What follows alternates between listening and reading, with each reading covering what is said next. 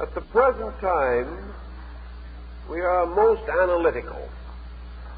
And looking around us in society, we are likely to be over-influenced by surfaces and fail to recognize that beneath these surfaces, the large, deep stream of human value flows comparatively undisturbed. Just as the individual may be perturbed by some incident that occurs, yet after the passing of this incident returns to his own more normal standard of values. The same is true with the world. And perhaps there is no subject that gives us greater insight into the values which man holds to be important and real than the folklore or fairy tale or legend. First of all, these legends and fables, stories, are of great antiquity. They do not relate to the passing moods of times. They come up to us from a depth. Therefore, they give us a means of measuring depth.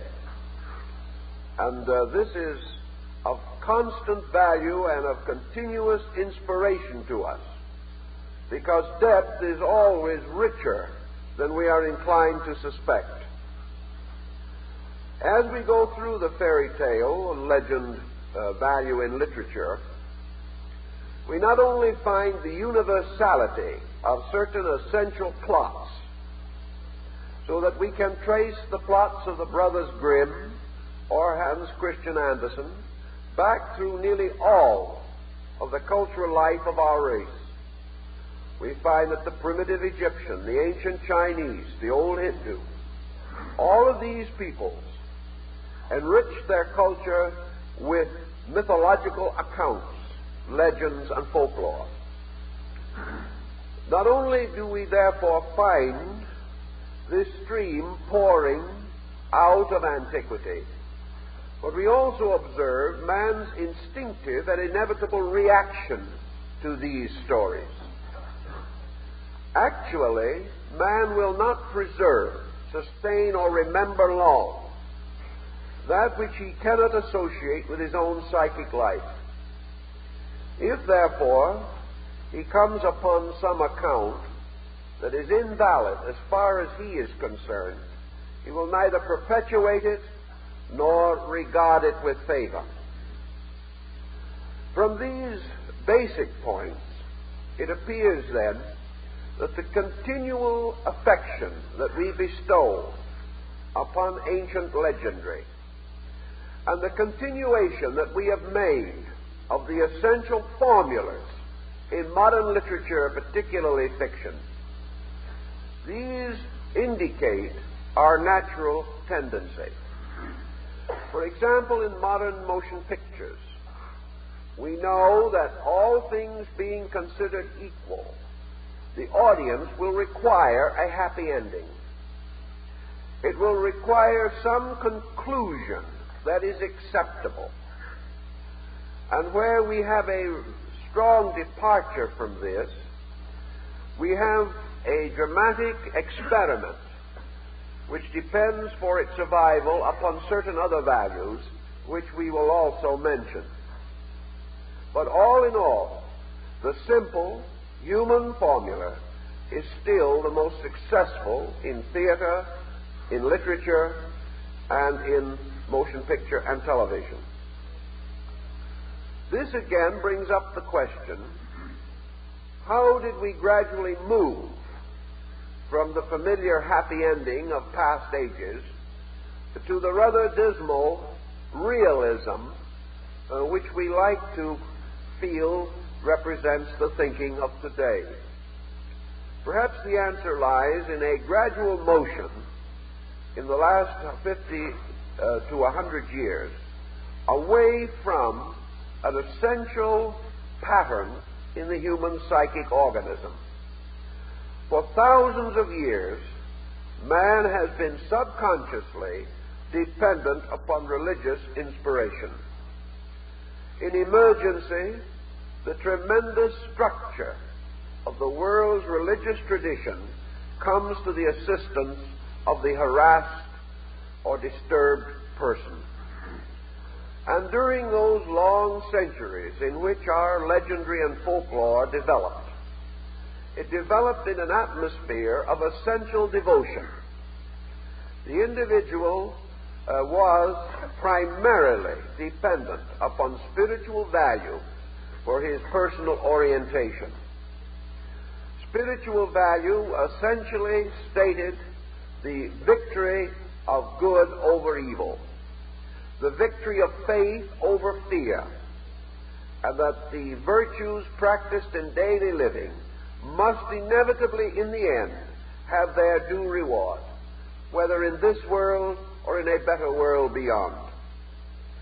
Thus, essentially, through this whole long period of more than 5,000 years of recorded history, man's great refuge was his faith, was his sincere belief in the reality of a universal good, the reality of a benign, paternal, or parental force at the root of life. As the religious life of ancient man was considerably simpler than ours, there was very little creedal confusion. Until the Reformation, there was practically no general creedal confusion in Christendom that affected the life of the average person. There were various schisms within the body of the faith, but these were limited mostly to intellectual classes, minorities. The great body of religion moved serenely in the small town and in the village, where the people built their homes and gathered in the square facing the church.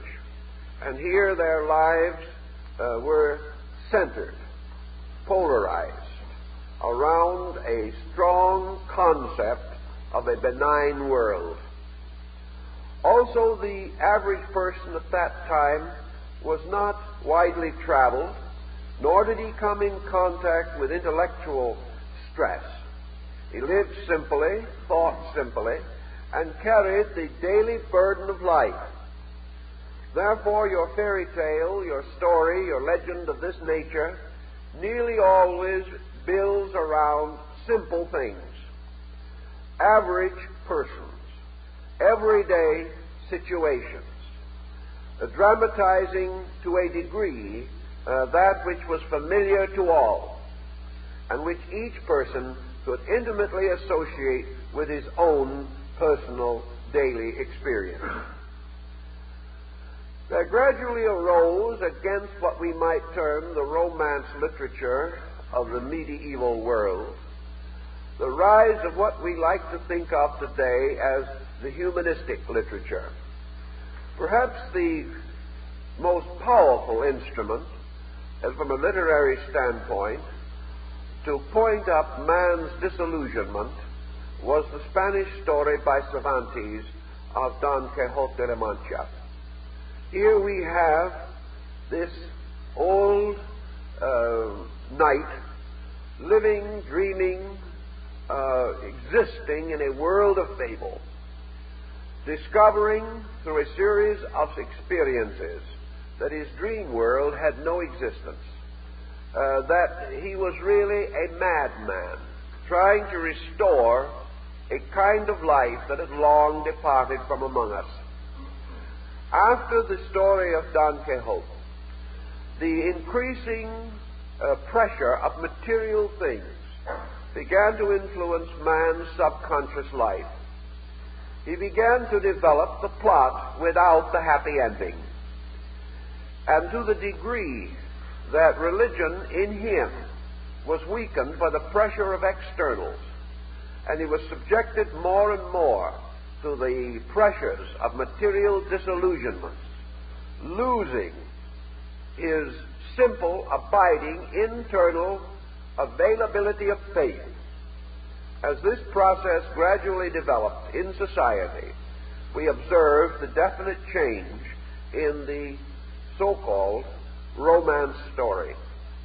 We see the individual accepting more and more the tragic ending. He could not accept this and would not accept it did he not experience it. The tremendous pressures that developed after the Reformation in Europe, the 100 Years' War, all of these situations, the French Revolution, the Napoleonic Wars, and finally the drift toward the scientific approach to life, these began to make inroads into the psychological life of the individual. We may say, however, that nearly all of these inroads, as the term suggests, constituted pressures from the outside.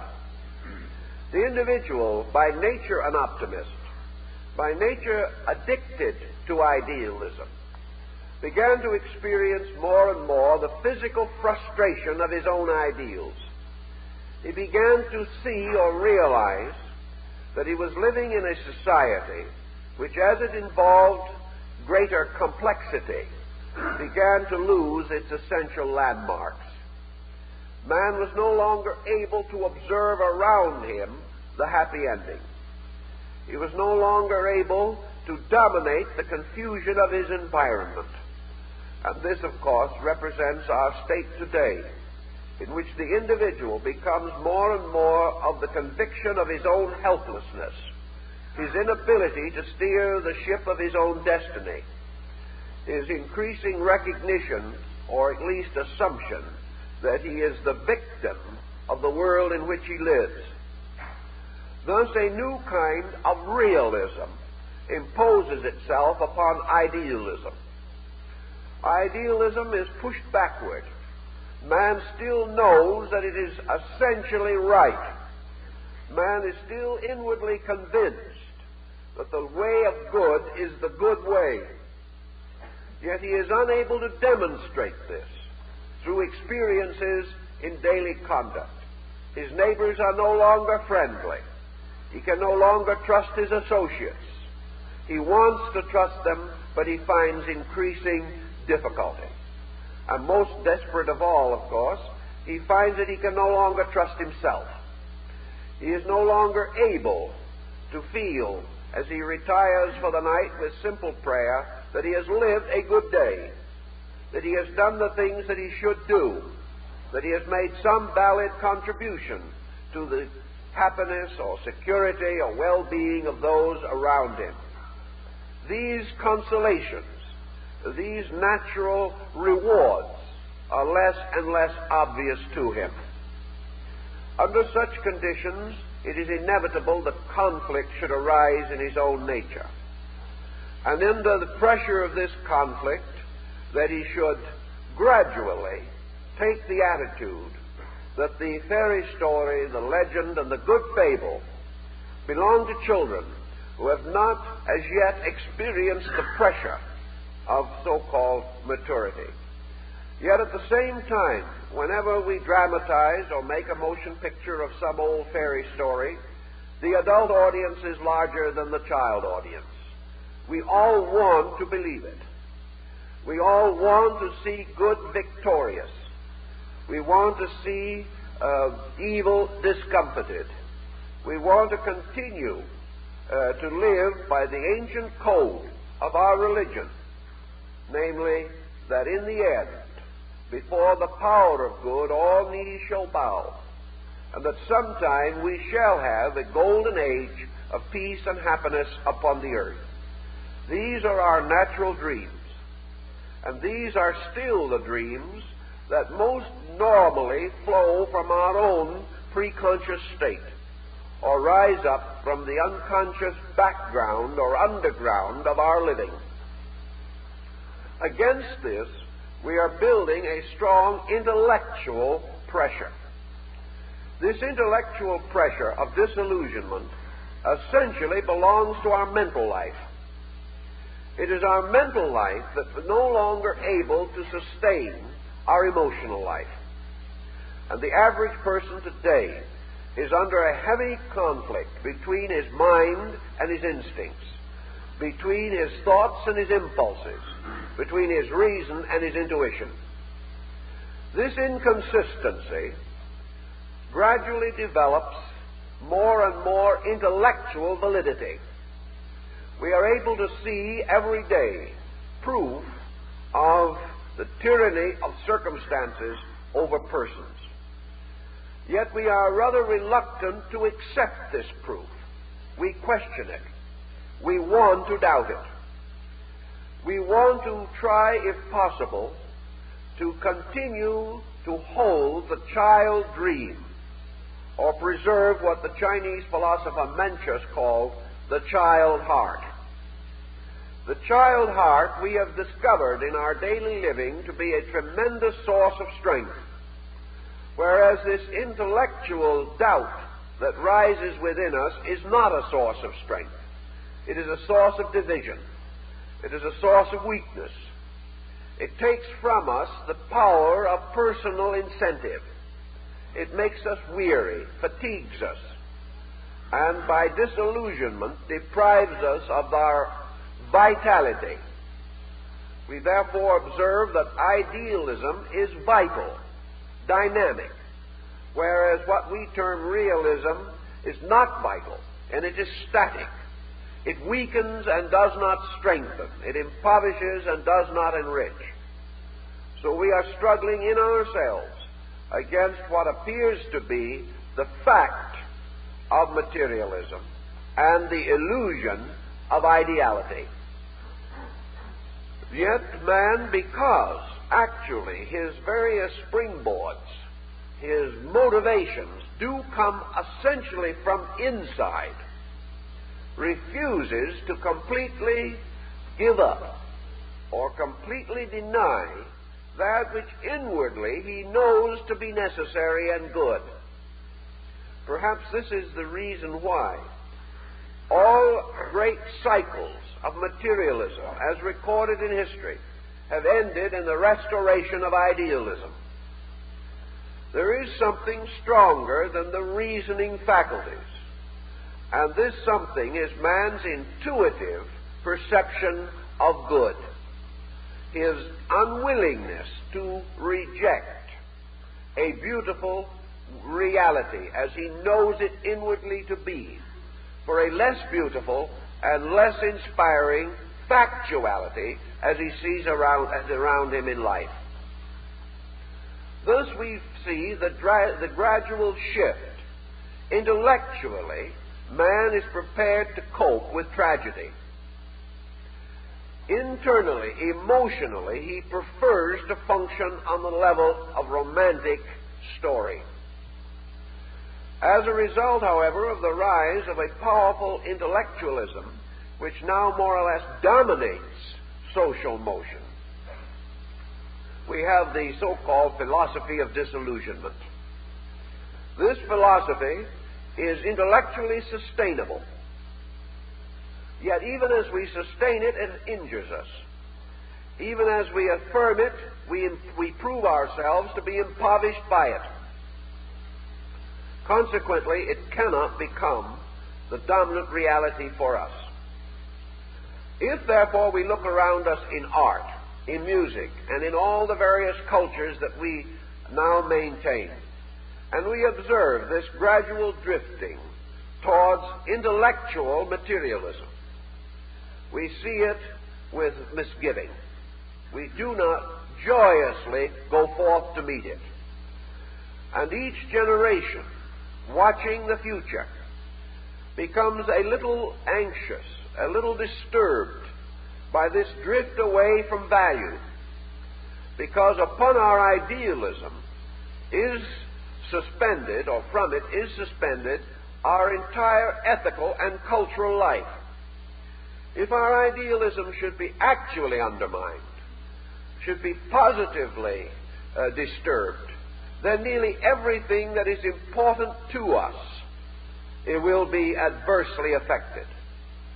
Considering the materialistic or realistic approach, observing its works, and particularly noting its lack of perspective into the future, we have become anxious lest something of this nature take over, depriving us of much and giving us little, taking much more than it can give, because it has so little to offer above the level of creature comfort, which the individual has long recognized to be insufficient. Thus, the story of our folklore and legendary reveals our firm foundation upon idealism, and that this idealism is still so strong in us as a group, as a collective body, that we still rejoice in this type of literature, select it, perpetuate it, and still regard it as a rich heritage, and continually attempt to use it in the education and unfoldment of the child mind of the generation. The children naturally are inclined to this type of romantic literature, has also been observed, and that it is the conflict between this romantic literature and so-called factuality that has led the modern psychologist to recommend that children no longer be given this material.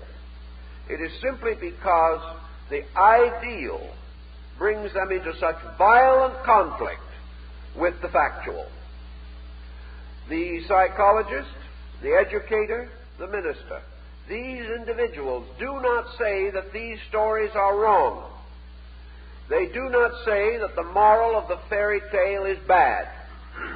They tell us, however, that the effect of an idealistic literature upon the minds of individuals who are not going to live in that kind of a world may prove to be dangerous. Now, why do we not live in the kind of a world in which idealism can have some fair and proper degree of expression? That is a large question.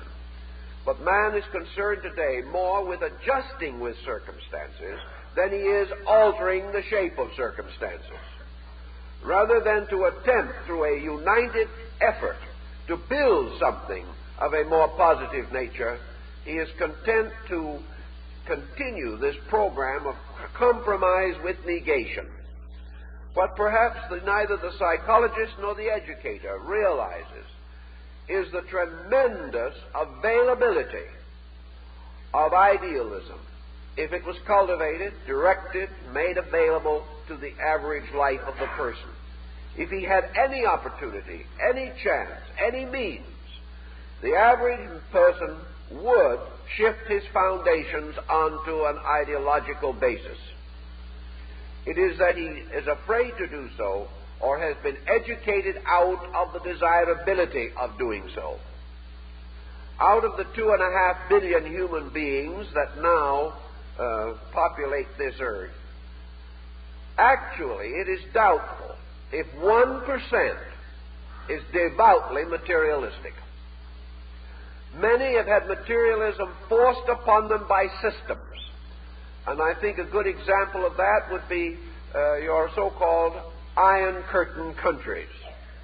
Behind the Iron Curtain, we do not have a solid materialism.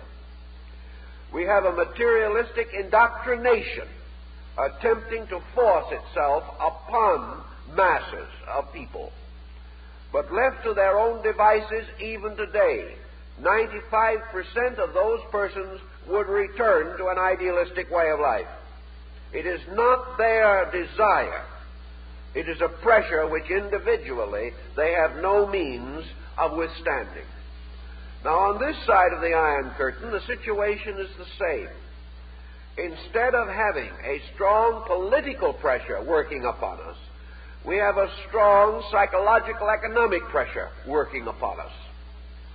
This pressure is forcing us also to attitudes and codes and ways of conduct which do not please us. And a great deal of our psychological disturbance is due to the fact that we are continually required to do things we do not believe. and to live according to standards that are not satisfactory to ourselves. The individual who is no longer able to respect his own conduct has weakened himself tremendously. So on this foundation, the fairy story becomes a tremendous psychological document. And we can break most of these stories down into two general patterns. These patterns represent the anima story, of which Cinderella is one of the most outstanding examples, and the animus story, which perhaps is best exemplified for the story of Jack and the Beanstalk. These two stories represent the psychological polarities of a situation that we all recognize and all face. We know that within the human being there is a psychic integration. And one school of psychological research has termed this psychic integration the anima-animus focus. The anima focus is the psychic feminine focus. The animus, the psychic male focus. These two psychic foci within our consciousness are responsible for a very large part of our psychological literature, of which there is nothing more obvious than the fairy story, which becomes almost, if not completely, a dream story. Actually, if a person dreamed the Cinderella story, either as a participant or as an observer, we could psychologically interpret that person almost immediately. We would know exactly the kind of problem that besets him. We know the kind of situation that has arisen in the life of that person. The mere fact that this story is not necessarily an individual account, but is a collective which has arisen in the body of society and which continues to influence very strongly, does not change the interpretation. It merely makes the interpretation collective rather than individual. If the collective had rejected the story, had considered this story no longer of interest, had failed to perpetuate it, had not clothed it in 1,000 versions and preserved it through 5,000 years of history, we might say that it is all incidental. But the folk consciousness of the race is merely a collective, personal, psychic entity. And what it preserves, and what it accepts, and what it rejects, these tell the story of itself and cannot be denied by any thoughtful, observing person. In these stories, then, we have simplified versions of the age of chivalry. We have again legends derived from the cycle of Charlemagne and Roland. We have the Indian fables. We have the Persian legendary and lore, and the old Chinese accounts as they are preserved to us in the Red Chamber collection and other ancient sources. In Arabia, of course, the Arabian Nights Entertainment conveys the same essential pattern. Now, in almost all fairy stories, it is necessary for one element to appear, an element without which most of the things that seem desirable to us are unobtainable, and that is magic. A fairy story must nearly always involve some form of supernatural agency, a supernatural intervention. It may frequently involve a polarized supernatural agency, one seeking for good and one attempting to advance evil. There is not only the good fairy, but the old witch. There is not only the kindly old teacher, there is the sorcerer. And there is also some way in which magical attributes are frequently imposed upon the hero or the heroine. So the fairy story differs from sober romance in the introduction of a supernatural factor. This supernatural factor usually involves the protection of some person from impending disaster. Or, if it is a negative kind of story, it subjects the individual to the tyranny of magic, of the sorcery of some other person. This sorcery must ultimately be counteracted by good sorcery. And as the magician and the sorcerer lock in their eternal struggle, we can go back to the primitive tribes of Africa. We can go back to the most aboriginal peoples of our own hemisphere, or of the South Pacific, or of Middle Asia. And we will find there human life at the mercy of the struggling powers of good and evil. Everywhere the same essential pattern holds. But in the fairy story it is essential that the power of good shall be victorious, that all shall come out well, and the hero or the heroine shall come to the final good which they desire. The struggle of magic is very interesting because it arises from one of our oldest instincts and one of the most flexible energies which we possess within our own consciousness. Paracelsus was quite true when he pointed out that the great agent of magic is imagination. Imagination is available to all of us. Imagination is a magic power within ourselves. It is the power by which we can inwardly transform values, that we can wave a wand of thought, and by so doing, and by the stimulation of the emotional power of imagination, we can create worlds, we can change patterns, and we can fashion a universe according to our heart's desire. All these things can be accomplished internally. So imagination is the ever-available agent of magic. Imagination, it makes possible to us not only this transformation within ourselves, but also, through its extension into society, many forms of progress, growth, the improvement of things.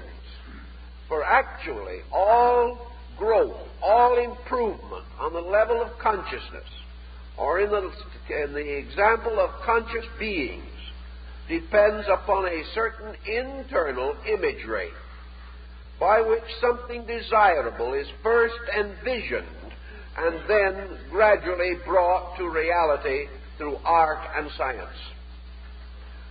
So our magic factor is the power of the dream in ourselves. Primitive man knew this, and he also suddenly came to realize that imagination was more than merely a magic of internal frustration or the creation of an internal life.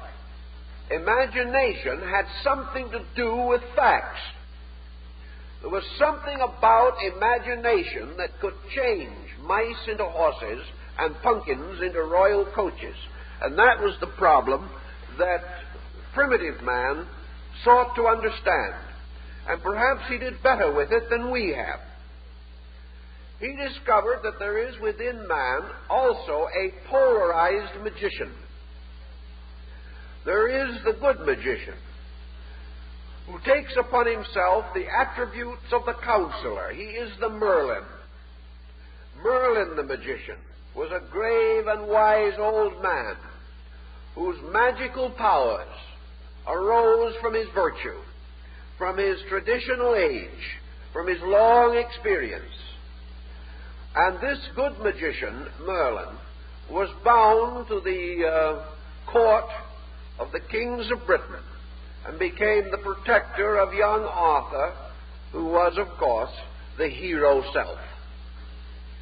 So Merlin was one kind of a magician, representing imagination strengthened by the wisdom of the ages, gaining its authority from the deepest and most powerful of our positive ideals. Imagination then grew not merely of itself, but of experience beyond our common experience. And it is said that when reality came into existence as a material or factual thing, when men no longer believed in magic, Merlin went to sleep in a house of glass. Imagination gradually failed in man, and he lost this primitive power to change things, particularly the primitive power to change himself, and by changing himself, change everything else. So we have the magician now as opposed to the scientist. Now, a scientist is a good practical man who does perfectly wonderful things in bottles and on blackboards with very complicated groups of figures. The scientist is the new magician. He has his own kind of imagination. But he is opposed to the Merlin, the conjurer, the strange and mysterious wonder worker of the ancient fairy lore. This modern magician places his entire emphasis upon the power of the world as magic to change man. Merlin, however, believed in man, the magician, changing the world. One, the materialist or the realist, feels that man must become ultimately adjusted to his society. Imagination, however, recommends that man remember that he can always be master of society, and that it can ultimately be changed to meet his requirements. So the magician, possessing this power of imagination, discovers that as he uses it, he is able to make new values appear, that he can make the dead rise, that he can make the sick well, that he can perform many services, and like the good knight-errants of long ago, he can ride forth in his silver armor, rescuing the eternal damsel in distress. This distressed damsel being, of course, his own anima, or his own soul, that is the sufferer from all the confusion of personal life. The power of imagination is not only its fantastic factor, but the fact that perhaps through imagination more than in any other way, man is able to experience truth. The things that man imagines may be more real than the products of his intellectual procedures. If he imagines beauty, he is nearer to the truth than when he rationalizes deformity.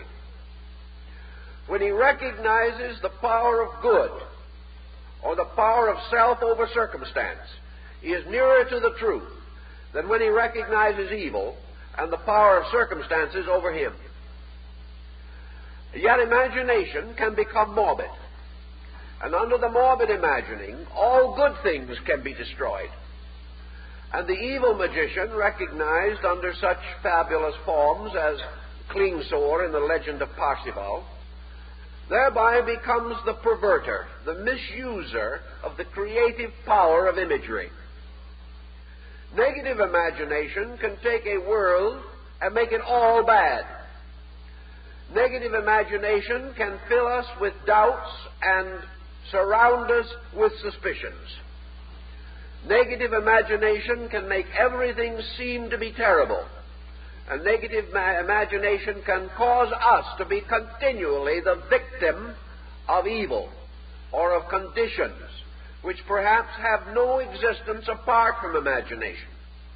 Yet if held in imagination long enough, will make such deformity in our own character that we will bring upon ourselves the very things that we have previously invented. Thus, negative imagination becomes a power of evil, and is the black magician, the sorcerer, the necromancer, the one who deals with the dead, and whose machinations are found in spells written upon the road or drawn upon the earth at crossroads by an old cemetery. All these things are also psychological. And today we are beginning to recognize that our own lives depend very largely upon the discrimination we use, the energy we apply, and the devout idealism with which we direct our own imaginative powers.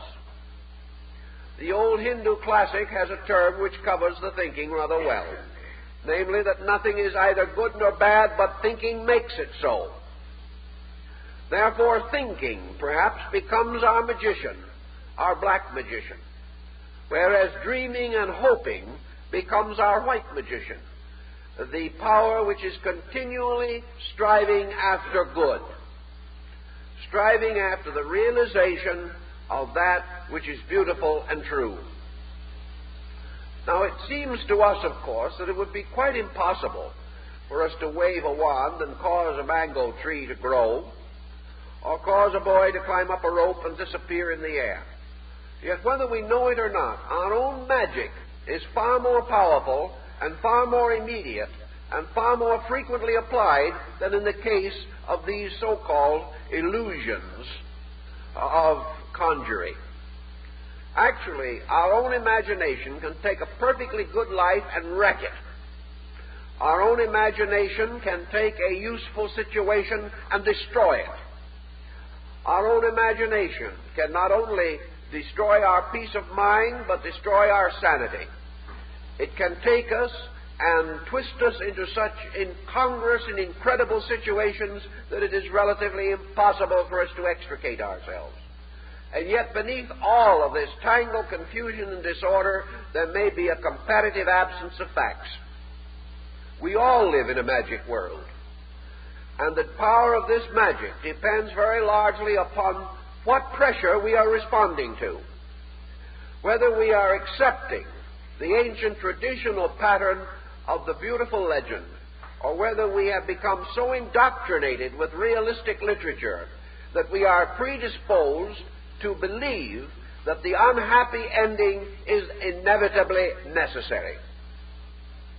These things are of believing, not of the fact. And all magic is of believing. And no human being is without beliefs. And the most devout of all believers may be the unbeliever, who has come to a dynamic state of negative acceptances. These things always appear in your folklore. For man discovered long ago that there was another world, a world that is available to him through daydreams, through imagination, and through the devout integration of himself around some principle which, perhaps not obviously demonstrable, is still necessary to his own security. The individual who has lost his dream has lost all. And it is his duty to restore his dream if he wishes to restore a proper, balanced way of life. Here, then, is another element of our fairy tale. Now, in the case of Cinderella, we do have, of course, another factor that applies and appeals strongly to human nature. There is in each of us a curious sense of loneliness, of isolation. There is a tremendous frustration relating to value. Whether we wish to admit it or not, we all feel like stepchildren of the infinite at some time or other. Perhaps we are not this way continuously, but when problems arise, we nearly always visualize ourselves as victims.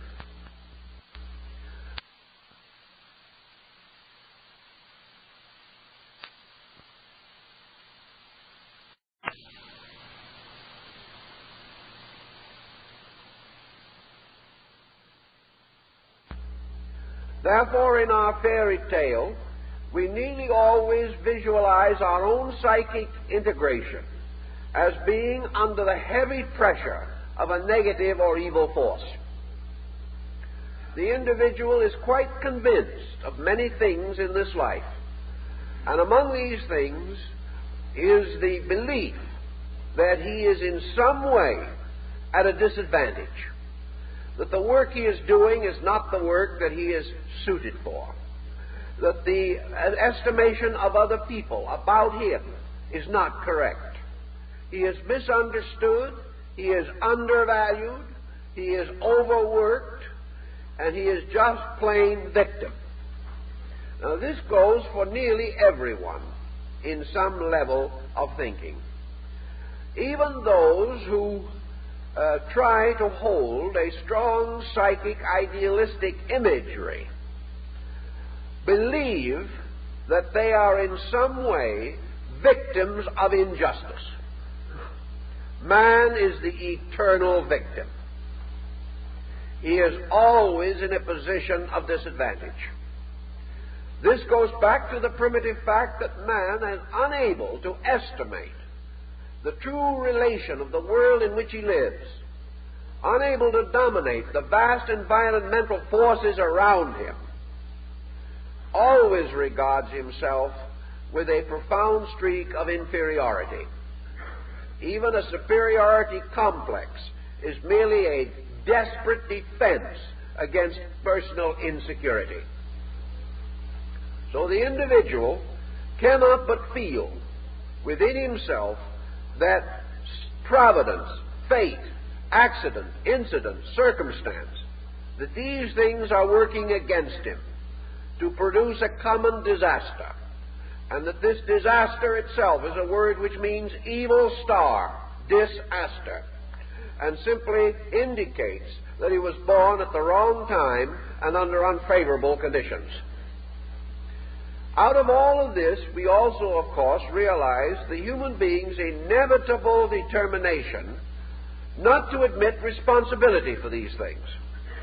He cannot assume completely the burden of self-directive. One of the reasons that he takes this attitude is also subconscious. Namely, the individual does not feel that he should be held responsible for situations which he does not understand, and about which he does not seem to possess the power of direction or control. Under these circumstances, it is evident that his condition remains impossible or comparatively helpless without intervention or without intercession. And here in the fairy story comes the power of the miracle to break the pattern of human expectancy. There is no way in which these problems can be solved on a level. The only way in which they can be solved is by the introduction of some kind of a miraculous or a causal factor. The individual must be saved from this dilemma. He cannot save himself. He is helpless. Like poor little Cinderella, he has nowhere to turn. No one loves him anymore. And he is under the tyranny of a cruel stepmother and her ambitious daughters. She or the soul cannot break this bondage. Something must happen to redeem it, release it, give it opportunity, and to break this pattern. And in a way to prove what the individual affirms, namely, that his own psychic life as Cinderella is a noble life, a pure life, a beautiful life. There's nothing wrong with it. It is the victim of other people. And in order to be released, something has to happen. And the individual does not know how it is going to happen or what is going to happen. And in this emergency, which, like Mark Twain's famous unfinished story, never seems to come to an end, the only power that man has conceived of is divine intercession. Through prayer, through contrition, through patience, through the practice of the virtues, through being continuously good, though continually afflicted, the individual earns or merits a better destiny.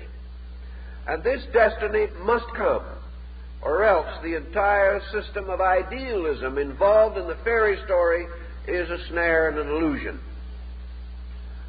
There is also this problem that we cannot completely ignore, namely that man's faith in the happy ending must have some ground.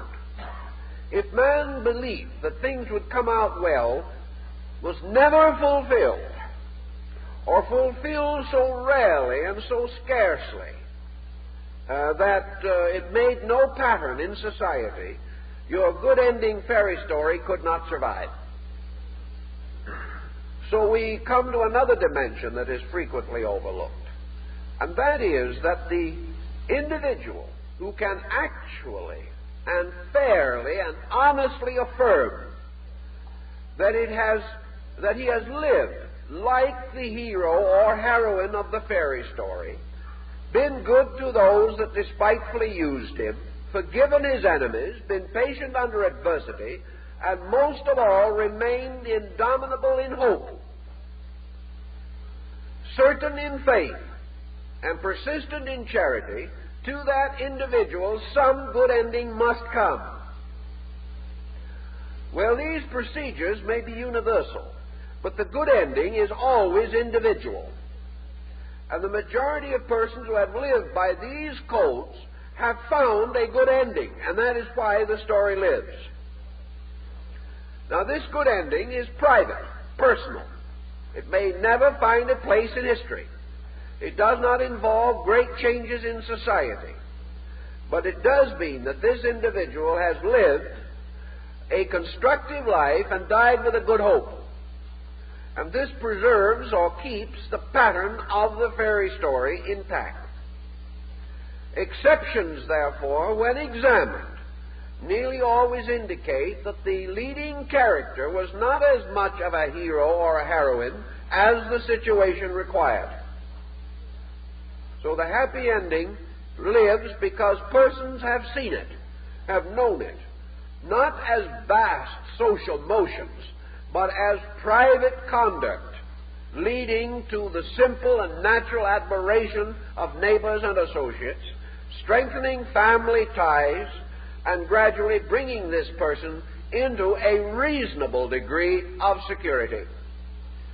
And wherever this security is not present, the factors necessary for the happy ending have not been duly practiced. Now, we may say that such due practice involves other people, and we would love to hope that it does.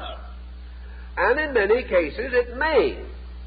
But the happy ending depends primarily upon the power of the good fairy or magic within ourselves.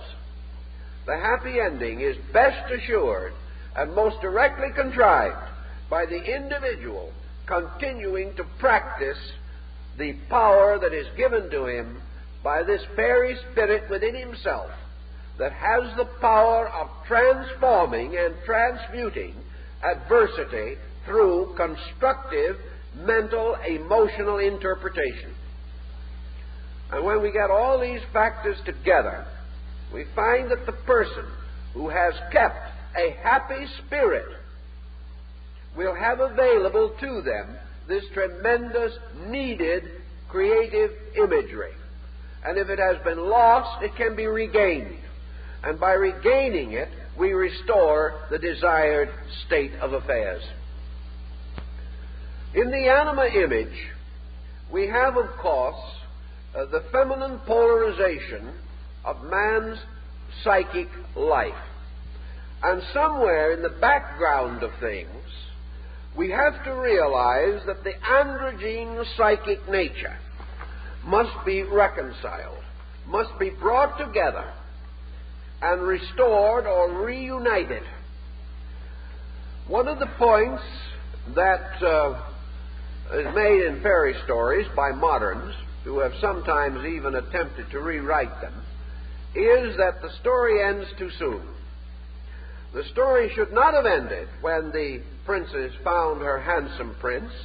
It should have gone on for a few more years to the domestic squabble and the final breakup. Then it would have been factual.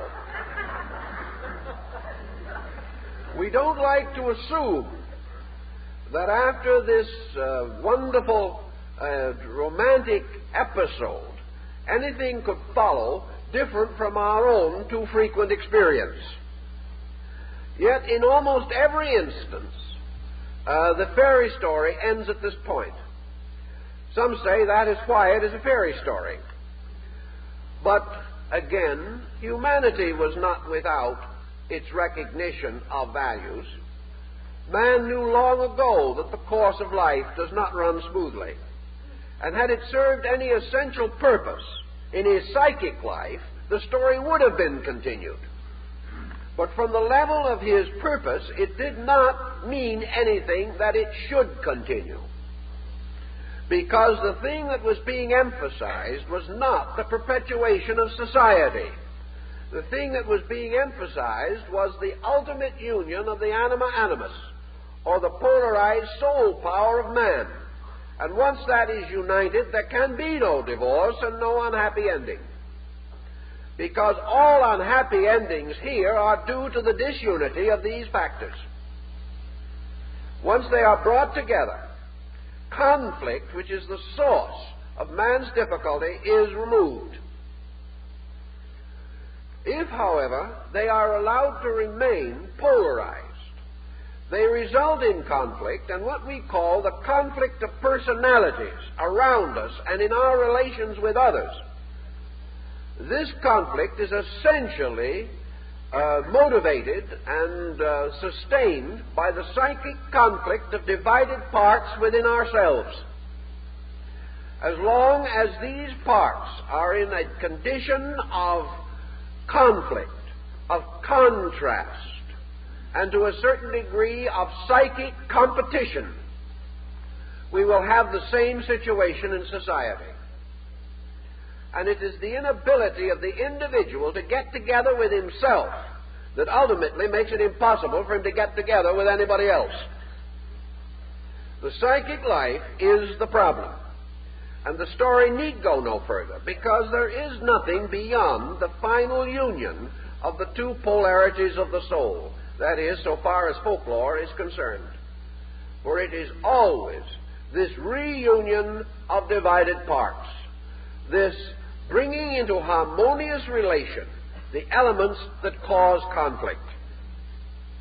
Now, these elements cannot be harmonized by any energy, by any will, by any purpose that is artificial. They can be divided by pressure, but they cannot be united by pressure. They can be brought into conflict by error, but they cannot be united by error. Therefore, all negative factors divide them. All positive factors unite them. And it is only when, through the natural development of the human consciousness, that these polarizations are reconciled, that the individual can look forward to an internal integration that is adequate and permanent. The whole story, of course, practically all of our folklore, has descended through such media as the Roman fable of Cupid and Psyche, in which the polarities of the soul are indicated, and by which much of our modern psychological thinking is motivated today. So now we have a situation that is universal. We have poor little Cinderella, who is suffering from the tyrannies of an evil stepmother. The stepmother is not essentially evil in any way in which you can literally put your finger on it. She is simply self-centered and concerned with the advantages for her own children. The stepmother then becomes a symbol of many things. Perhaps it is a form of the so-called foster mother, not the true mother, because the true mother is an image. The true mother is a psychic image within the being, and the true mother must be benevolent. Consequently, let us assume now that there is a conflict between the mother image in the human soul and the parent mother on earth. Because the psychic integration of the human being will not permit the complete acceptance of the material mother. The material mother is always a kind of foster parent, because the soul does not actually believe that it has its complete origin in the parent.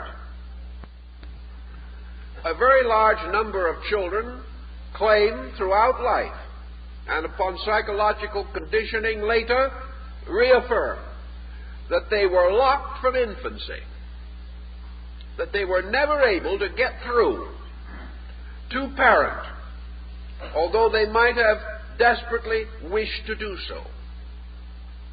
One of the intervals, of course, is age interval. It is impossible for the parent to share any longer the vital problem of the small child.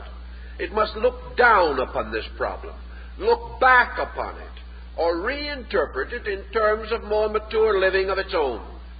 This forms no bridge between the parent and the child, and is perhaps one of the reasons why it has been proven that early marriages and early children have a little better chance, because the parent has not yet become so completely removed from its own childhood.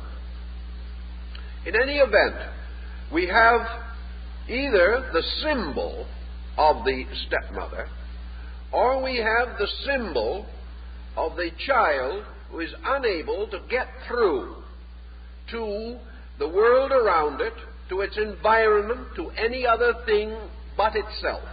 And in psychological interpretation or imagery, the step-parent becomes symbolic of the unreceptive person that is close to the child, the one who does not understand, the one who does not help or cooperate or appreciate, the one who criticizes unjustly, punishes unfairly, and is not available in emergency or need. Such a person breaks with the mother image. The nagging parent breaks with the mother image, can no longer be regarded or accepted as the mother image, is separated definitely from it by the internal working of consciousness, and becomes a kind of step-parent, becomes a false mother or an unreal mother. And the child, where this lack of closeness develops, prefers to build a mother image within itself by magic. And this mother image then becomes symbolical of the true parent and becomes the measure of the other parent, usually an unfavorable scale of measurement. Where, of course, the parent has been appropriate, has met the need, has been reasonable, and has created confidence between itself and the child, the stepmother image does not arise. The stepmother image does not mean a literal step-parent. It means a parent whose primary concern is not for the child. It means the parent who has the other children, and these other children are other interests, whatever they may be. It means that the parent has a career which keeps it from the child, that the parent has other obligations which keep it from the child. Very seldom, however, does the child react badly if these obligations are necessary, any more than the child reacts badly to merited punishment. When a child knows that it deserves punishment, its psychic nature is not injured by rebuke, if that rebuke is reasonable. It is only when the child honestly and sincerely believes that an injustice has been committed that trouble starts. It's the same way in connection with the step-sisters, who represent parental interests that separate the child from parent. And against these, jealousies arise, and these become symbolic of enemies, of adversities, of adversaries, of all kinds. They are whatever it is that will keep the parent from the child. Under some conditions, these stepchildren may also be other children in the family, where the parent has shown unreasonable favoritism against the child who has the highly colored imagination. Seeking for redress, comparing the world with the image. The child says, this cannot be my parent, because this does not fulfill the parent image, which is born with the child, and which is part of the child's own internal consciousness. Thus we find Cinderella brought down into a rather mediocre situation of simply being a servant of the stepmother and the stepsisters. A servant now means mediocre association. It means that the child is sacrificed or bound or chained to the purposes of other people. And wherever the psychic integration recognizes, therefore, that it is imposed upon, that it is exploited, that it is sacrificed to other purposes, the identity of family, the unity of the relationship between the child and parent, these things are disrupted. In this emergency, the child does what all children do. Cinderella retires into herself and into an imaginary world. This is her world of magic. And this is the way in which the soul attempts to compensate for the troubles with which it is burdened. Again, the story, as we said, belongs to a period or a level of idealism in society, in a time when retiring into self was not an experience of frustration alone, but an experience of re-identification with divine good.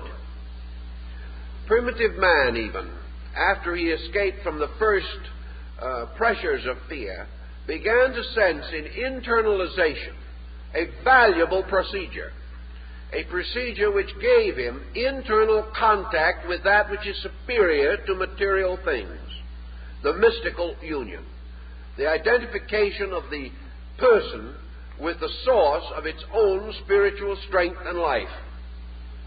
This would be the attitude which we find in the Cinderella story.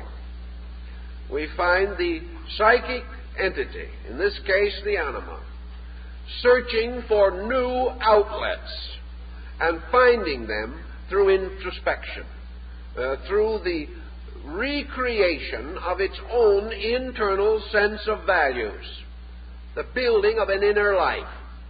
Now, of course, actually, all of the purposes of our outer training are that we shall build an inner life. The reason why the pressures around us become incessant and continually more aggressive is because they are challenging internal resource. The average person not accepting this challenge throws it back upon society and becomes profoundly disturbed.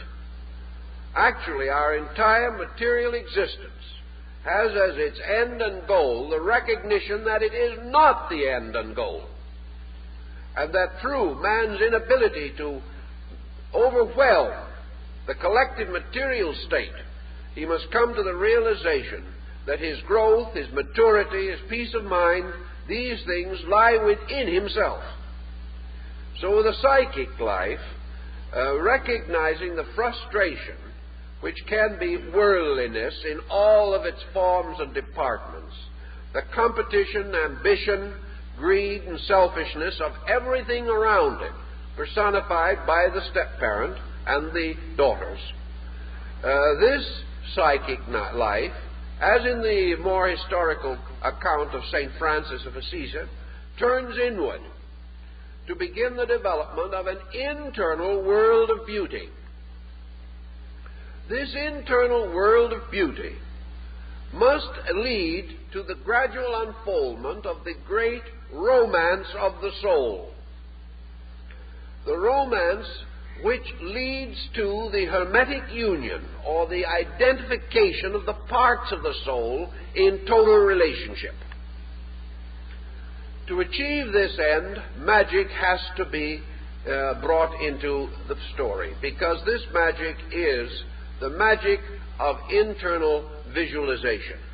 Under magic also would come all of your mystical disciplines, all of your meditative practices, all of your Eastern yoga and Vedanta, all of your Western mysticism and your idealistic religious emotion teaching. All of these things would fall under the same general heading. They represent the ladder by which the individual seeks to ascend into total identity with himself. The soul, discovering that it will not be understood in the world, turns to seek the understanding of its own counterpart, seeks to be united with the only thing with which it can ever be actually united. And if the soul's making this journey, it represents the anima, then the end, the goal, must be the animus, or its union with the positive pole of itself. Here we have a statement that is theologically quite obvious, for we find it again, of course, in the Apocalypse of St. John, where the entire fairy story lives again, now on the level of high religious legendary. Here we have the holy city of Jerusalem adorned as a bride, and we find the church representing the spiritual ecclesia, or assembly of man, being raised up into marriage with the Lamb, symbolizing the messianic power of the Oversoul. Thus the search for union with the divine part, or the over part of self, the search for the ultimate satisfaction of all need, the end of all incompleteness, lures the soul to the next of its most magical practices. And in this case it is represented by this wonderful palace in which lives the young prince, who is always conveniently unattached. He is never in a position which is going to triangulate anything, which is, of course, always helpful in the fairy story, but must be true in the case of the soul, because actually the soul, anima animus, are soul mates, because not that they are embodied in different persons who must find each other, but upon different levels which must be united in one being. So the prince gives his wonderful ball at the palace, which is, of course, the symbolism of a high dramatic ritual, a romantic ritual, a symbol of all of the ideals which would be represented by the young and frustrated girl Cinderella. By the aid of the magician, the magic of the good fairy, she is able to attend this tremendous festival in the palace of the prince. This part of the legend, like many other elements of it, is derived directly from the high religious mysticism of the troubadours. The young prince and his gay court must be the court of love of the troubadours. It is here that all worldly things are transformed and transmuted into the rich pageantry of the world's highest romance. Here is a world of romantic wonder.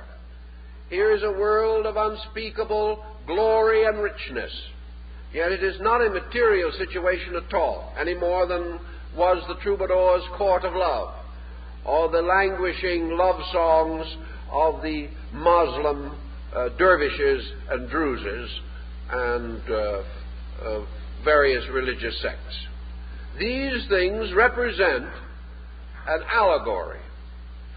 In all cases, the beloved representing that part of the soul which must yet be attained.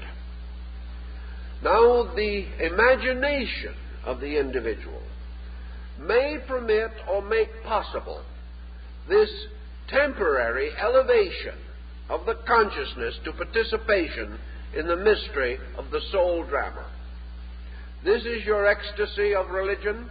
This is your mystical experience, carried in a pumpkin coach that has no real existence, limited by time, must be back before the midnight hour or the whole illusion vanishes. This entire situation represents the story of man's internal imagery, leading him to temporary identity or to temporary experience of the presence of this divine state. This is then the extension of consciousness described by the sage and the saint and the seer. The time when he is lifted up for the moment into the glorious mystery of God, or the glorious mystery of happiness, of peace, of love, of faith, of serenity, and of beauty. As a result of the peculiar pact of magic itself, however, imagination cannot accomplish the final end. And we have another interesting simile brought in, and that, of course, is the glass slipper. In departing in haste from this ceremonial experience, Cinderella leaves behind her an identifying object, something that pertains and belongs only to her, and which cannot be made to fit into any other person or being in the world. By this means, by this circumstance, the ultimate discovery of Cinderella by the prince will be achieved. Now here we come again to another phase of the religious fable, which we might always bear in mind. In this type of story, we have two factors working one against the other, or in a certain sense, in sympathy. One is the ascending need of the soul itself, which is represented by Cinderella and her magical experience. But man, according to the ancient wisdom teaching, not only must reach a point of saving himself, but he must also receive, according to the Christian dispensation, a certain saving grace, a certain power. He must not only perform certain actions, but heaven must move to meet him. Therefore, even in the Chinese, there's the saying, when man moves, heaven moves. So that the two polarities work with each other. It is not possible for the princess now, or Cinderella, to advance her own cause beyond a certain point. She has the mystical experience, meets the prince, becomes aware of his existence, and then must leave, going back again to the Latin story of Cupid and Psyche. Now it becomes the prince who can no longer live without the princess. Therefore, we have the positive or animus power of the soul moving into objectivity. We find, therefore, that this union must be achieved as the result of a powerful action on the part of the animus also. So it is now dependent upon the positive pole of the soul to search through the psychic integration and discover the true counterpart of itself in the psycho-emotional field of man. Thus, by using the slipper, which simply becomes like the golden bow of Virgil, the symbol of identification, how to discover or recognize, the positive power of the soul must also go forth to meet the negative and to discover the mysterious lost princess in the humble situation of Cinderella. It must therefore again emphasize the humility of mysticism, the simple naturalness of the human relationships in life, and that the divine in man is also searching for its own humanity. That the spiritual energy of the animus desires union with the anima once it has discovered its nature. Once it has experienced it, it draws upon itself the powers of the soul. It therefore goes forth as a positive agent seeking its own soul. Thus we have in man now a double personality problem. We have man instinctively, as Cinderella, dreaming of release, not daring to hope for what was going to happen, but by magic being brought into this magnificent circumstance. Then we have the positive polarity of the soul as consciousness, now rededicated to the conscious discovery and final union of itself with its own psychic polarity. Thus we have the two great purposes which dominate life. First, the ascent of man as a personality toward principle, and secondly, the descent of eternal principle within man toward union with objectivity, thus occurring in the actual creation of the total soul, which is the union of ascending experience with descending illumination. The final union, therefore, takes place when the mortal being rising up provides means for the release or expression of the divine being through itself, and these meeting in a middle distance result in the hermetic marriage or the final union of the soul as psychic integration. Thus, in the middle ground between spirit and matter, between Cinderella and the prince, the mysterious psychic union takes place, which proves or provides the ground for the forever after, living in peace and happiness. The forever after is almost identical then with the concept of the nirvana of India or the heaven state of Western man. It is the foreverness resulting from the final binding of all separate things, the final union of the psychic poles in man, the ascent of the mortal and the descent of the immortal into common union as psychic life. And to the Egyptian, the soul was the immortal mortal and the mortal immortal. It was the being between heaven and earth, the Greek hero. And the attainment of this level above that of ordinary mortality, that was the essential search of the golden age of Greek learning. It was also the end of alchemy, the marriage of the sun and moon, the ultimate union of the internal resources of man, the descending divine power of wisdom and the ascending human power of experience meeting as understanding, or meeting as total sufficiency. That this legend should exist and should travel through countless peoples is therefore obviously archetypal. Man will accept it as no less. In his insecurity, he is searching for security, and postulates it always in a being that is secure, the Overself. His search, therefore, is for the Oversoul of Emerson, the total psychic sufficiency. This is nearly always a prince, or a king, or a ruler, or someone superbly wise, because it must always be the king of the self. It always represents the unquestioned authority of consciousness over all of its attributes and all of the conditions which it engenders. It is a ruler, because it is the only fit ruler of the self. It is always the administrator, and it is always as animus, wonderful, handsome, strong, the fulfillment of all desire, even as when it is anima, it is always the beautiful maiden who must be rescued.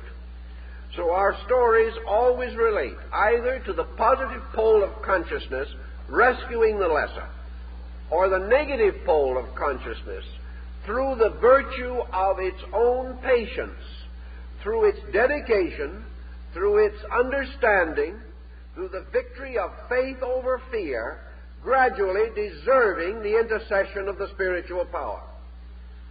The anima must deserve. The animus must be deserved, because it represents causal consciousness which must be earned, and that which earns it must fulfill its way the psychic nature represented by Cinderella must live the doctrine in order to know it. But that which lives the doctrine invokes it, and the psychic prince comes to the rescue of the individual who has kept its rules and obeyed its laws and deserved its presence.